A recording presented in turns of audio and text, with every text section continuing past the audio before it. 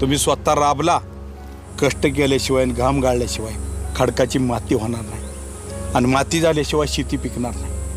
ही शेती पिकून खा, पुढच्या पिढीला द्या. तुम्ही जर अशी प्लॉटिंग करून जमिनी इकू लागला तर तुमच्या तरुण पिढीला माझा विचार नाही. पुढं खाणार काय, पुढच्या पिढीला उत्तर देणार काय.